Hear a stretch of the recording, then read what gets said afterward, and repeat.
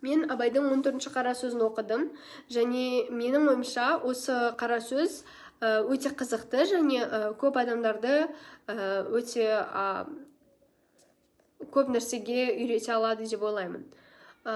Себебі ол қазақтардың мәдениетінде жүрекке қаншалықты мән берілетінін және оның адами қасиеттерді қалыптастырудағы рөлін көрсетеді.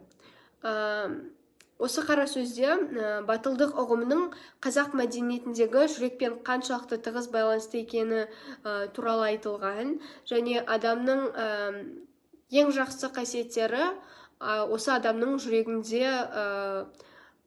жүрегінде сақталатын туралы айтылған, және жүрегінен туады деген идея қозғалған.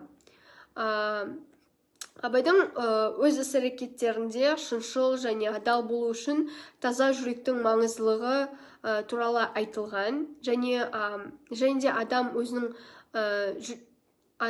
адамның жүрегінен шыққан сөздер олар ешқашанда жалған бола алмайды. Себебі олар адамның жүрегінен шыққан. Және де осы қара сөзде Абай атамыз адамдарды адалдыққа, мейірімділікке және рух күшіне шақырады.